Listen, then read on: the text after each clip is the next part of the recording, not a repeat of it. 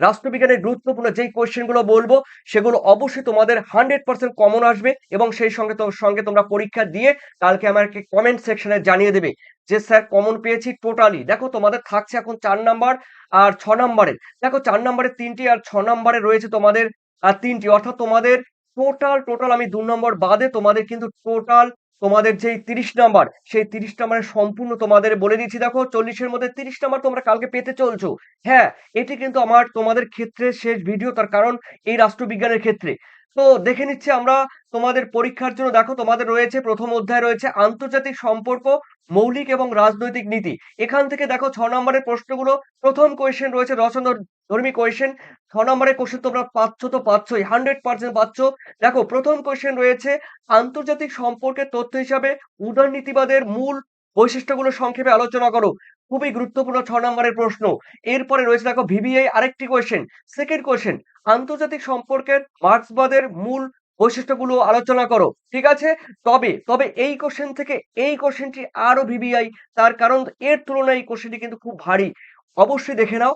Third number question রয়েছে আন্তর্জাতিক সম্পর্ক ও আন্তর্জাতিক আম রাজনীতির মধ্যে পার্থক্য আলোচনা করো। কোশ্চেনটি অনেকবার রিপিট করেছে আর তোমাদের যেই সাজেশনটি আমি উপস্থাপন করতে চলেছি সেগুলো পর্ষদ থেকে বা বোর্ড থেকে যে মডেল প্রশ্ন প্রকাশ করেছে, অন্যদিকে তোমাদের এবিটি এর টেস্ট পেপার বা ডাব্লিউবিএইচ এর টেস্ট পেপার, বিভিন্ন সাইটগুলো রিসার্চ করে গবেষণা করে এই কোশ্চেনগুলো তোমাদের সামনে আমি উপস্থাপন করতে চলেছি কালকের পরীক্ষার জন্য।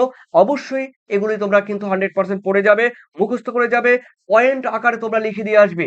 তো চলো দেখে নিচ্ছি তোমাদের ফোর্থ নাম্বার কোয়েশ্চেন রয়েছে বাস্তববাদ সম্পর্কে মর্গেনথাউ এর বিশ্লেষণ আলোচনা করো। অথবা কোয়েশ্চেনটি দেখো ঘুরিয়ে দিতে পারে। এই দেখো কোয়েশ্চেনটি এক্সট্রা দিয়েছিলাম। আন্তর্জাতিক সম্পর্কের আন্তর্জাতিক সম্পর্কের তথ্য হিসাবে বাস্তববাদের রিয়ালিজম বর্ণনা করো। অথবা আদর্শবাদ এবং বাস্তববাদের পার্থক্য পড়লে তোমরা যে কোনো জায়গা থেকে কোশ্চেন আসলে তোমরা কিন্তু দিয়ে আসতে পারবে। তো দেখো রয়েছে, এই যে দিয়েছে এখানে আন্তর্জাতিক সম্পর্কের আলোচনায় আদর্শবাদ বলতে কি বোঝায় আর তথ্যটির মৌলিক বৈশিষ্ট্যগুলো আলোচনা করো। ওকে, এরপরে আমরা দেখে নিচ্ছি তোমাদের সেকেন্ড অধ্যায়ের মধ্যে রয়েছে প্রধান আঞ্চলিক সংস্থা সমূহ।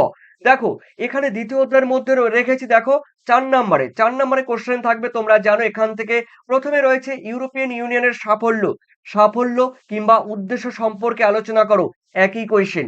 অথবা দিয়ে কোশ্চেনটি ঘুরিয়ে দিতে পারে ইউরোপিয়ান ইউনিয়ন অর্থাৎ ইইউ, এই ইউরোপিয়ান ইউনিয়নের প্রধান ও গুরুত্বপূর্ণ সংস্থা হিসাবে আঞ্চলিক সংগঠন হিসাবে ইউরোপিয়ান ইউনিয়নের তাৎপর্য আলোচনা করো।